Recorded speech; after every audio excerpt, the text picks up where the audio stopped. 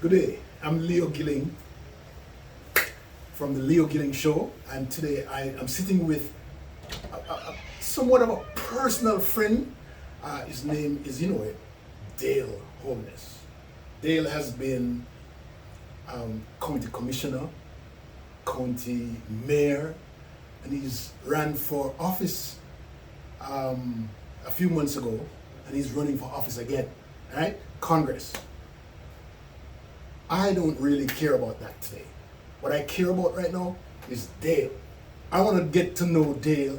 I want you to get to know Dale, and I want us to get an understanding which part him come from, where he come from, who is his mother, who is his father, when brother and all of those good things, right? That's what we want to know about Dale today. And so bear with me for the next half an hour to 40 minutes, and then let's get to know Dale. Dale, how are you? Good seeing you, Leo. Same here, my friend. The first question I want to know is, where in Jamaica are you from? I was born in the country. Not many people want to admit they come from. Okay. Which country? I was a country boy. I was born in the hills of Hanover. Hanover? A place called Danalva, close to Cascade. Not far from Lucy. I can see Lucy from up in the mountains. But that's where my father is from. Oh, yeah? My dad is from Cascade and Askinish and no kidding. And Panside? Panside, yeah. What? Oh, I hope we're not related. I'm better looking than you. Well, Holness, Clark, Ati. Yes. That's part of my family connection. Yes, I don't think that we're related there. Yeah. It's good to know that you are a real country boy. God, that's way up in the hills, Yes, way in the hills. Lots of mango trees. Lots of mango trees. Lots of cane, yam, sugar cane. apple yam. Yes. Yeah, you can live off the land. Yes, we used to drive from St. Mary to Askinish, fill up the car, and go back to country. Go back to St. Mary. But Askinish even looking deeper under the bush there. Oh boy. It's good. So I lived in Montego Bay for a while. Oh, you did? Yes. Me too. I also lived in Westmoreland. Okay. In a place called Haddo. Yes. I spent a little bit of time in St. Elizabeth and in Trelawney, about a month each. So for 5 parishes of Cornwall, I know them backwards and forwards. Okay. So when you go back, sometimes you go home? Every time. Okay, good.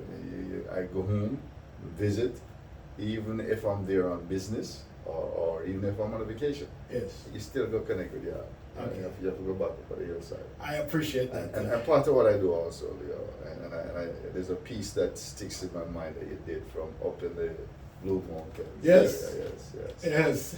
I drive the whole island of Jamaica most of the times. Oh. So I land in Montego Bay, Uh-huh. and I might take the north coast or the south coast to Kingston and fly out to Kingston. And if I have business in Kingston, I'll drive one coast and then the other. Or I go up through the mountains. Oh. Fern Gully. You're a good boy, man. Morasso. Jamaica is a beautiful place. I just feel I feel, first of all, peaceful and safe when I'm home. It's really feels good when I'm there. The stress of America Mm-hmm. drops off your shoulder when you're playing live. Oh my God.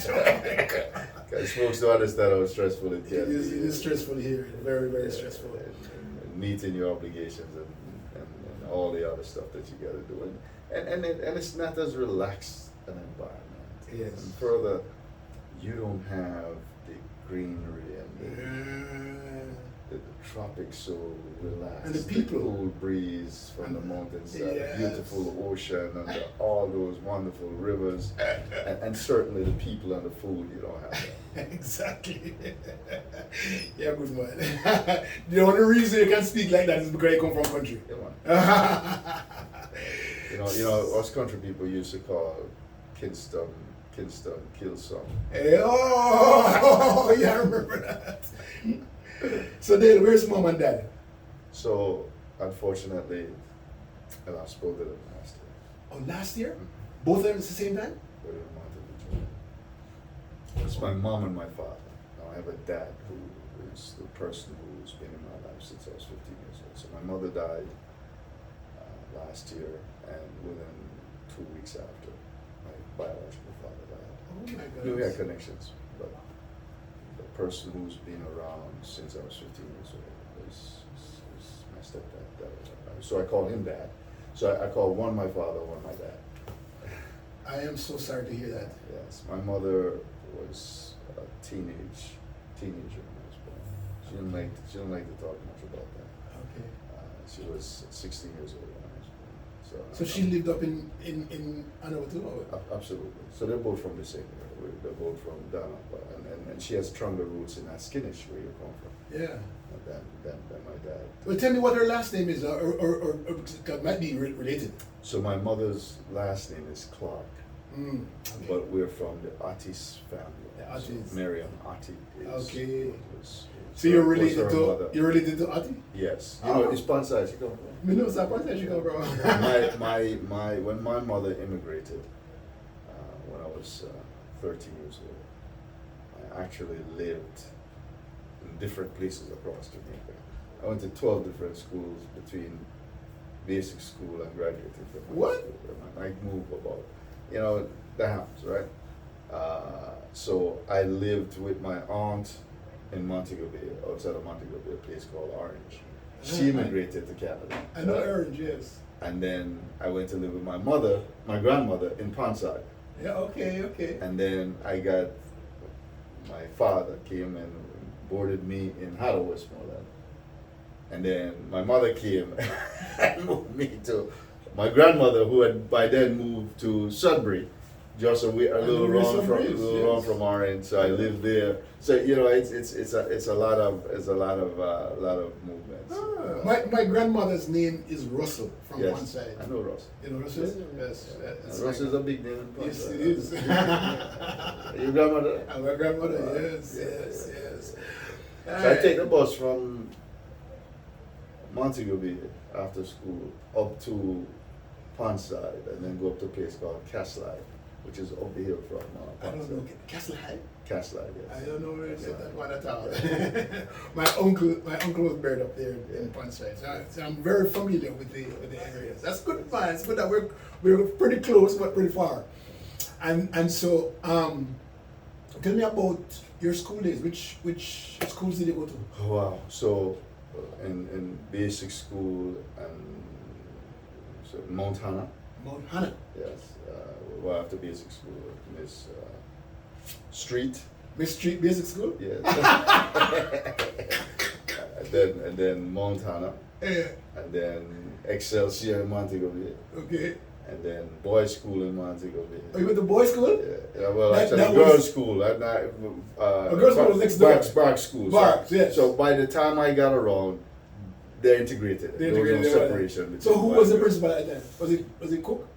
Yes, Penny Cook. No, think Penny Cook was. no, his Headmaster. name Headmaster. Yeah. It was a woman when I was there. I was a woman. Okay.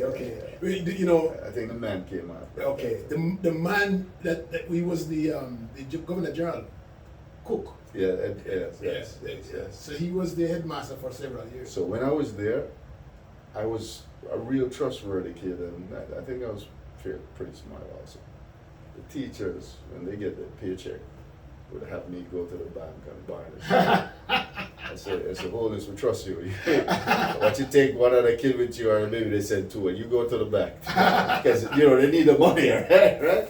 So no, it was some fun times. Okay, that's nice. So I moved about quite a bit, and then I went to Petersfield, and then I went to Mount Shiloh, and then I went to St. Benedict's, and Oh, you went to St. Benedict's still at St. Montego Bay? yes. Leo. Teacher Reed. Leo Reed. His name is Leo Reed. Yeah. He was pretty much a part of my family. Oh, was he? In fact, my mother was here when she ready to get me to come join her. Teacher Reed is who did all the paperwork. Oh my gosh. Okay. Oh my God. Man, I still have my transcript Ah. from there to here. Humber Avenue. Humber Avenue, Yes. And I lived on Humber Avenue too. Oh, you lived on the did? street. I lived on 15 Humber Avenue for a while. So, Teacher Reed trusted me. When he left the class, Yes. he put me in charge. would be me and one other person that would make sure things are keep. I did his accounting for several years. Yes, I did yes. Leary's accounting. Yes. And there I got involved with the 4-H club. So I've been involved in this kind of stuff for a long time. Oh my God, it's nice. It's nice. So when did you move here? When did you move to Florida? I moved to Florida when I was 17 years old, and I finished high school down the road, in Plantation High. Okay. In fact, it was about a month that I went to Wigan Rogers, because they didn't know what to do with me, whether I should go to high school and finish the last few months or not. But so they put me in this interim place, and then once my transcript came from Jamaica showed that I'd completed all the necessary classes to be in high school, they put me in high school. Okay. And here's the other thing. Back then, and I think still now, you have to have a certain number of credits for different classes. One of them that they thought we didn't have enough of was history. Oh, okay. American history after. But we didn't pass my GC history by that program, right? So history was no problem for me. Yes. I aced the class, and straight A's for the time that I was there, and not too long before graduation, because they want to hold me back to finish that. And my teacher, Mr. Pierce, I can remember him well. He says, "Look, there's only 2 kids in my class that didn't have to take the final exams because they had straight A's going into it. He was exempt. They exempt you back then. I don't know. Oh, okay. It's Holness and another Peter Doolin, I think was his name. And for you to hold him back when he knows more than the rest of these students doesn't make any sense. I mean, and I had a conversation with Mr. Pierce, and I says, look, Jamaica's history is not much different than America's history. We're in the Americas. Yes. Okay, it's similar to slavery, the European scheme. Yes, same thing. So, but the piece that they want, the one piece that they wanted, and I think I got there in time to do Americanism versus communism, because it was a big deal back in the 70s. So, yeah. And then I went on to Broad College for a little while. I got involved in Broad College also as a freshman senator. Right? So I got in student government at Broad College. Oh, so you were in student government there? Yeah. Oh. So, I mean, my activity from a political standpoint goes back. In fact, when Michael ran, I was in Jamaica when he won the first election.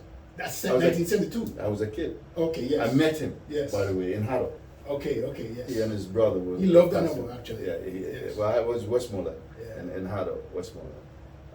And I gotta tell you, I watched him, I listened to him.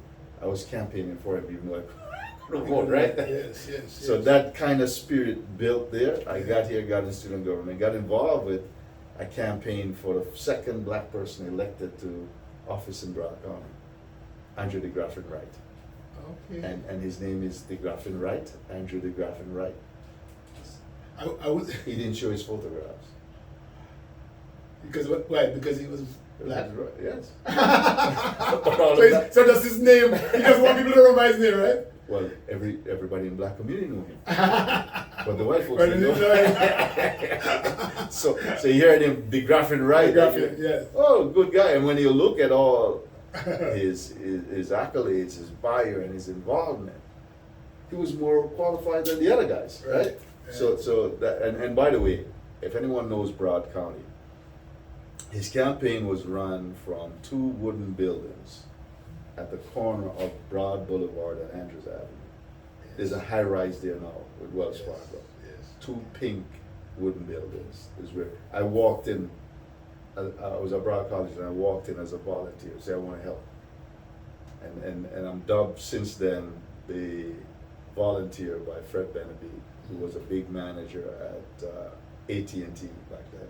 I'm sorry, Bell South. He was huge. Yes. And Bell South was actually a very friendly place for black people. They treated them fairly and equally. And Fred, to this day, called me the volunteer when he sees me. I was going to ask you how did you get into politics, but obviously you were in it from college, from before that. Yes, from before that, right? And then in '84, I volunteered for Jesse Jackson's campaign. And in '88 for Jesse Jackson's campaign. Okay, okay. There's a friend of mine, Ed Phillips from Pompano, Northwest Pompano. Ed got me engaged with that, and I was a part of Operation Push, Rainbow Coalition. Yes. Remember that organization? Yeah, I do. So I was membership chair, and Ed Phillips, my friend, was chair of the organization. So we were all registering voters in places that back then was rough. Yes. Skid Row, they called one of them off 5th Street and Sistrong. Okay. And Melody Bar on the corner of what was then Hammondville Road and Northwest 6th Avenue, which is now MLK Boulevard, across from the Padlocking Center. So we were I've been out there for a long time. So you, by the way, Clinton's campaign, the largest call center they had was this place, my real estate office in 92. so And you spent- Obama's first place to operate 24/7 was this place. Right? The place was packed with volunteers in 2008, and that got me an invitation to the White House to the first Christmas party that Obama ever did. And there's a photograph somewhere around here there it is with Barack and myself. so tell me, So I've been involved in this for a long time. tell me this. When you the first year you ran for office was where? 2000. 2000. Yes. And what was the office that you ran for? For the city commission, city hall. Okay. And how did I get to do that? Why? You run for Why? office all this? Why? I sat on the political action committee for the Realtor Association. Amongst I had other committees that was on strategic planning and some others. But I screened all the candidates as co-chair of the candidate screening committee to determine who gets endorsed Right. in 1998. And I interviewed all the candidates for Lauderhill. Lauderhill at the time had an area called Deep Side, 55th and 56th Avenue. That area was rough. There were drug dealers all over the place over there, and it was very blighted. And I asked the candidates, how can they allow that to happen? And the image of Lauderhill was pretty rough.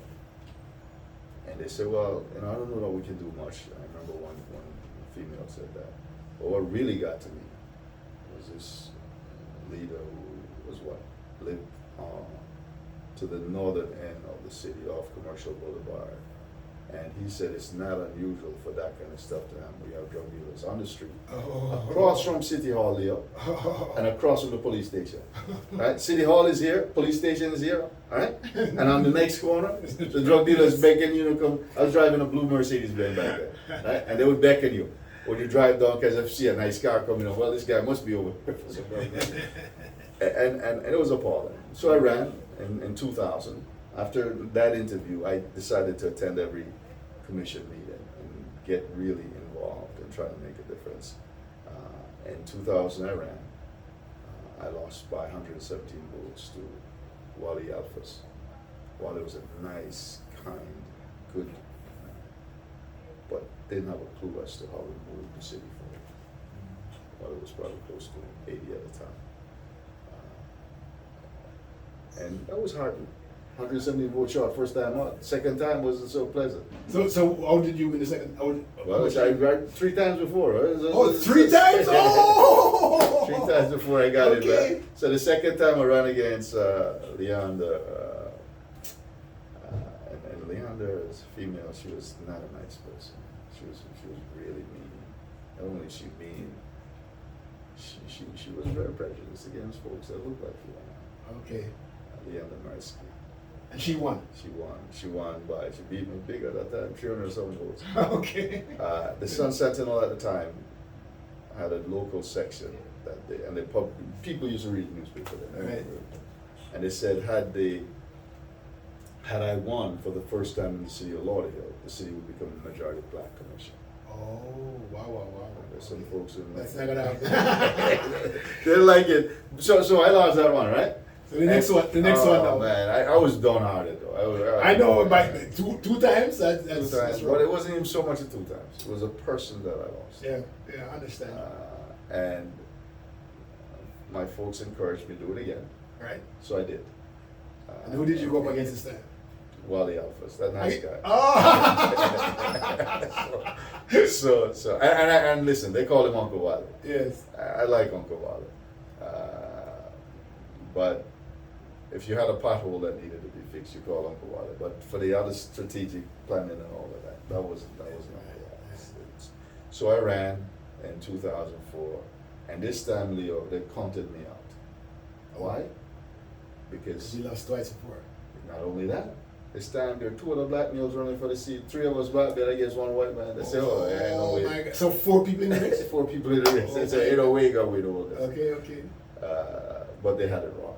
Because by then, Leo, I'd been doing the work. Yes. I've been doing the things that were necessary. I was at the meetings. I was engaging with the community. I started to clean that area up that I told you about. Yes. By helping people fix their house, clean up the neighborhood, talking to the guys on the corner, trying to encourage them to do something different. Yeah. All right. Getting Career Source, which back then was Workforce One, and working with other entities to build and strengthen the community and do things, getting involved with businesses, looking at what we needed to do. And he was very vocal in what needed to be done for the city and how we help the city move forward. Get engaged with the youth programs like the soccer program, CASA. Richard Campbell, so you know, he served there. I saw him, yes. So CASA had this soccer program that was really starting up, and I got involved with that. So in 2004, with the odds against me, I won with 700 votes plus. Okay, all right. Okay. That's So, fair. so I got in, and I still have the piece that I put out. I can show folks that what I said I was gonna do, and that I did it. I delivered. I didn't make empty promises. So that corner that those drug dealers used to be on, It's cleaned up. I got the city to buy it. Oh, you bought the corner? Yes.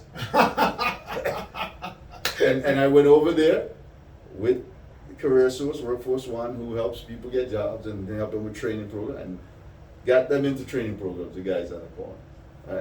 We got Kapow, Kids on the Power of Work, into our schools because the schools were struggling, and there were a lot of F schools back then in Lauderdale. Our business were faltering, they weren't doing well. So I said I'd help the business, I'd help the kids, I'd help the seniors, right? Tall task. Yes. When I won in March, I called my volunteers and my supporters together and said, hey, now we won. At our celebration, now we gotta get the work done. So don't look at just me. I mean, I'll be at the tip of the spear to drive through, but the rest of you need to be a part of what we do. And we started Lauderdale Chamber of Commerce. By August, we had an. So you started the Chamber of Commerce? Lauderdale Chamber of Commerce. Okay, We got that started by August. It was operational. Okay.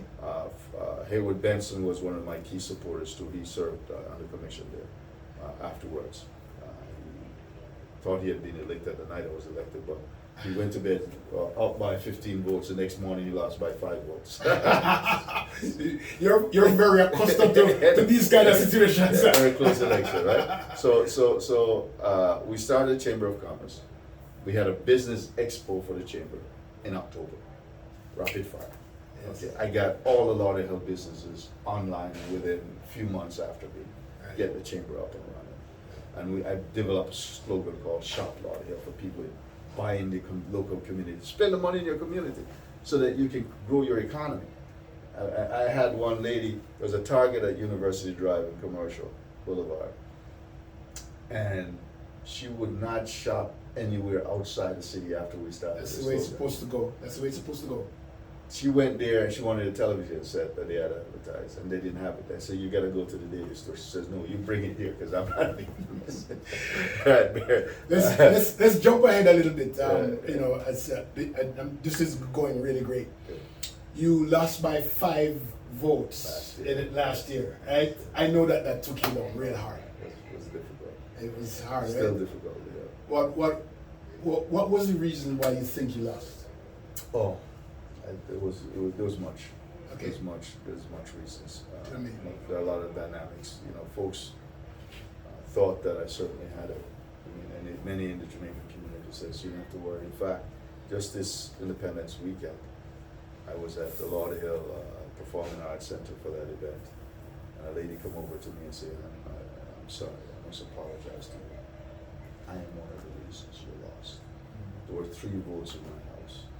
And a little rain came and we didn't go to vote because we Oh said my he's gonna God. give. We say you're so popular, You you do got so it. much work, you're everywhere, you're doing everything, you know. And You got look, it. And you look at so we look at your history of work and what you've accomplished.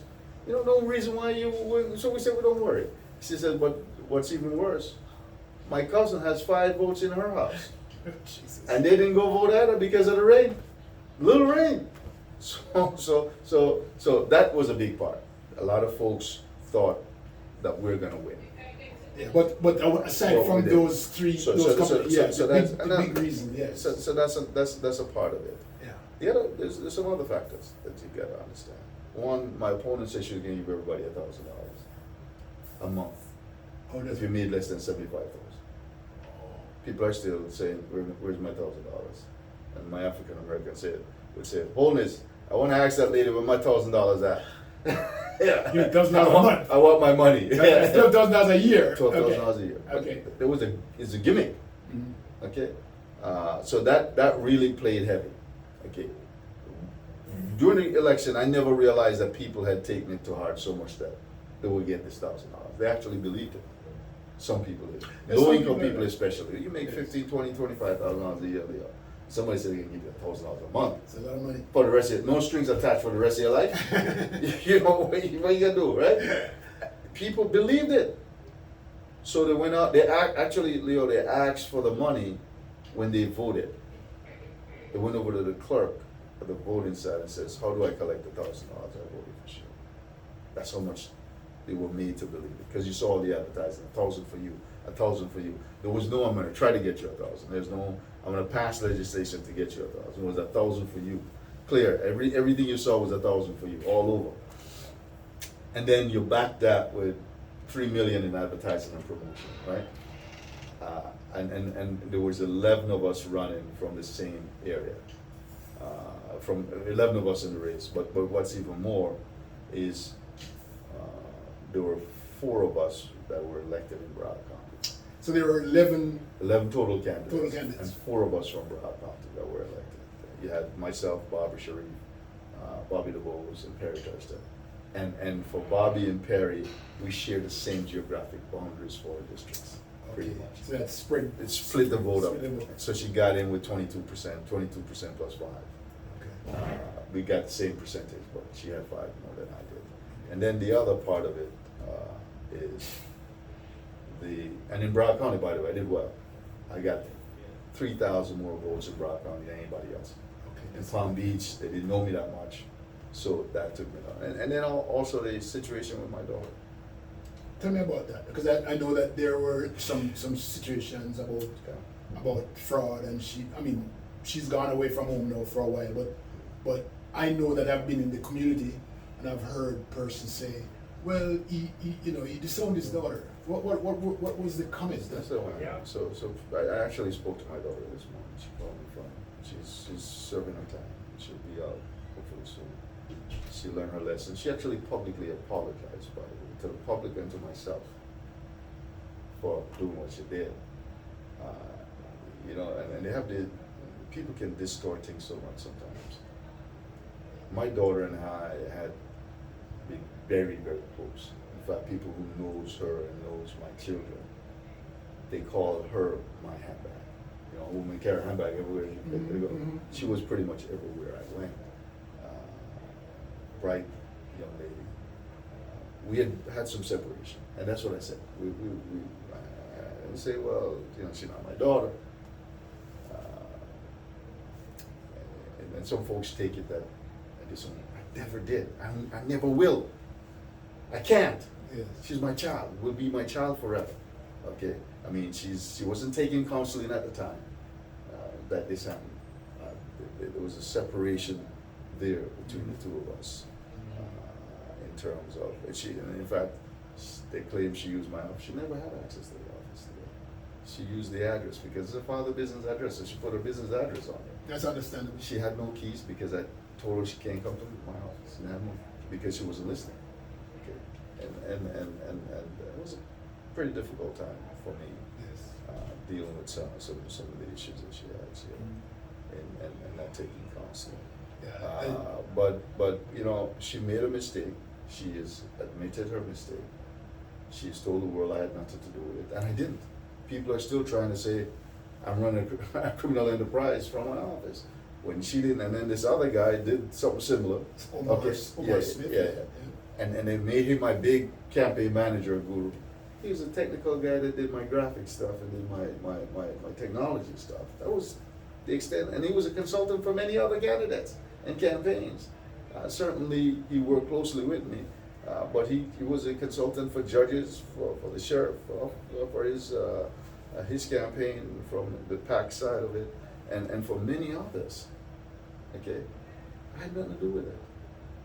And then some blogger wrote that they raided my office. No raid happened at my office. We're sitting here, right? No, none of that happened.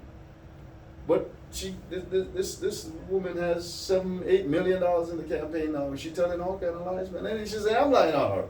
Okay, she got $20-something million in PPP money for COVID, right? She got PPP loan for 2.3 million, and then DeSantis got from the Trump administration. She got $20-something million, 23 million from DeSantis for COVID, and all of a sudden, a company that owed $286,000 in IRS tax liens, they filed tax lien. And you know IRS, you file tax lien against you. They've been trying to work with you for a long time before they get to where you, if you're in business, you know that. And this is 941 money, that Form 941. And that's where, when you have employees and you take money from their paycheck, you pay into for Social Security and the withholding tax. So it's money that you should have had. You should have gone over here I lean on that, and then all of a sudden, in that's 2019. In 2020, she showed 86,000 in income. 2021, she showed $6.5 million in income. Now, where that money come from? How much of it came out of COVID? How much of it should have been used for treating people that wasn't used? I don't know how that is. I can't tell you. But there's a lot of people who are saying there's something wrong with that. There's some sort of something going. But even worse, she gave a Republican dominated PAC $261,000 right after she got that contract. Okay, so does there some look crooked there? Yeah, I'm not saying it don't look good. You understand me? So there's an article that was written that we put out that you put the questions in there. Exactly, and now I'm defending her, but she's been defaming me, right? Defamation of me for a longer time, right? Wrapping these other stuff that I had nothing to do with, saying that my office has a criminal enterprise going on. So tell me, and this is where Obama people work. This is where Clinton people work. This is where every presidential race since Clinton's '92 election. This has been a headquarters for them, and those who have been around knows because they come in the Democratic Party use this. And no, I'm not a Democrat no more. I'm working with a Republican. When she's the one giving the Republican money, someone says, people like to deflect stuff that's really should. You look closely, is that right? Question. So now you're in the race again. And a lot of persons are appreciating this. They love the fact that you have that gumption, that will, and it showed from the time that you ran the first time. It took you 3 times to get into office. That tells us that who you are, right? What are you doing now to win in August and in November? Tell us. So a big part of what I have to do is really tell the story, the history of what I've done over time in this community. I didn't talk much about. I told you a little bit about what we did in Lawrence. So those schools got turned around, by the way. The businesses got turned around. Right. That 56 on Deep Side is no longer that. We increased home ownership. We put kids in the power of work in the school to help the children understand how to learn. Those schools have been improved now to A schools, pretty much all of them. Okay, so that's a body of work that was done. And then I got to the county, and I continue to work, focusing heavily on the economic side of things. How do we help those people who are in poverty get help to be productive and to be prosperous? Small minority women-owned business contracting went from 10.25% because of my efforts changing the rules and regulation of the ordinances to make sure that we open the place and create opportunity and recruiting those folks in to do business. From 10.25% in 2010 when I got elected to the county to 2021, 55%, $246 million. And we target money into hard-hit communities from COVID, and even before that, we're working on Prosperity Broward. So when she came up with this prosperity plan, something that I've been pushing for years, okay, working with the Broward Alliance, with OIC, with Urban League, with Hispanic Unity, and with so many other organizations to target support for those who are the weakest, those who have the greatest needs in our community. And it shows, if you look at the statistic that FIU published, I think about a year ago, Miami-Dade poverty rate for black folks is 24%. And this is primarily a black district. Palm Beach is 20%. Broward is 15%. Because we've been focusing, working with Broward College. But you said that you were weak in Palm Beach. What are you doing with that? Yes. So that's a big question. So I got some more people up there now. I've been up there more. I spend actually more time on the ground, in person, in churches, at business events, at sporting events, knocking doors, talking to people this time around than I did last time. Okay. And I have some stronger supporters up there. I have Doug Lawson, who's the councilman for Riviera Beach, very popular, very strong. He's running my team up there. I have a former mayor that's on the team up there. I have current commissioners. I have Anne-Marie Sorrell, who ran countywide on the team. I have more people on the ground in Palm Beach than I did before. We're focusing as heavily as we can, but we cannot negate or neglect Broward County because it's the larger portion. Broward County will account for about more than two-thirds of the votes. We expect 70,000 people to vote from Broward, 23,000 from Palm Beach, to give us about 90 to 95,000 voters. So the majority of votes still in Broward County. So here's what I'm gonna ask you to do, because I'm Jamaican, right? And I appeal to a lot of Jamaicans. So I want you to look at the camera and tell the Jamaicans them to come vote for you this time. Listen, no, come out for me. Listen, here's a man who the Jamaica government last year decided to give the Order of Distinction, OD. Big stuff that. A few people get that. And it wasn't because of connection. It was because of work. Because they examined what I did in helping the community for many years, working with JAMPRO to bring their people from Jamaica here to do business, taking people from here to Jamaica to do business, helping with bringing the sports team up. I talked to you about the CASA program, Caribbean American Soccer Association. Every year since 2006 or 7, we've been bringing the winners of the DaCosta Cup and the Mannings Cup combined here to be exposed to coaches, and I've been at forefront of that. Okay, I used to have to go beg a lot. Did you do cricket too? I did cricket. It's a cricket stadium. We just had a big game here, bringing economic development to the county, connecting with the world to do business, helping a lot of small Jamaican business grow and develop. I mean, helping with citizenship, Leo. More than 7,500 people got their citizenship done through my drives. That's a lot of money they save. Because guess what? We don't charge them any legal fees because we get lawyers come in and volunteer. And most of them get fee waivers because they don't have a lot of money. It's not the rich people that come to us. It's the one who don't have much money. The fee waivers alone at $725 over 7,500 is $5 million plus that we save people that they kept in their pocket. Legal fees, if you were to do it at about $2,500 a piece, when you go to a lawyer to complete this, that's probably about another 15 million. And you're a countryman, right? I mean, a little countryman, just like the rest of it. I got to tell you, sometimes when I speak, if I'm in public, I will use the best English that I can. Yes.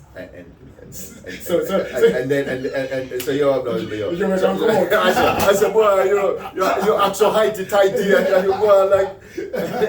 But how you expect me to communicate with the rest of the world, guys? Listen, as mayor of Broward County in 2020 during the height of COVID, you don't expect me to go chat no patois, right? But here's the deal, Leo. When you come through the Fort Lauderdale airport, if you did it, I did. And you hear, buenvenidos, namaste, shalom, Assalamu alaikum. Sat passe.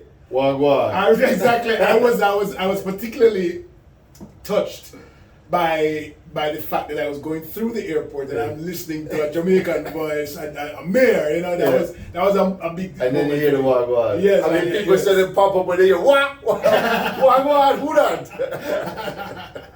So it's been great talking to you. I mean, my intent was to get to know you, and I think personally I've gotten closer to you by just like listening to you. And I thank If you care though, go to my website. Yes. Holnessforcongress.com. HOLNESSFORCONGRESS.com. Holnessforcongress.com. Help me out now. Give me some money. Okay, whatever it is. The maximum you can give me is 5,800. You know, tell you say you have to do that. Whatever you have.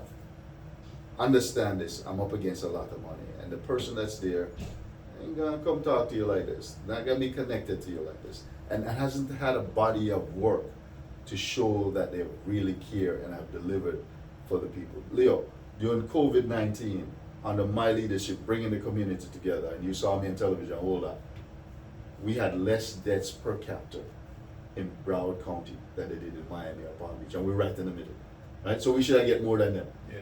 In fact, less people died from COVID in Broward than in Palm Beach, and we have 500,000 people. That's the kind of work, that's the kind of leadership, that's the kind of dedication that I bring to this thing. Thank you so much.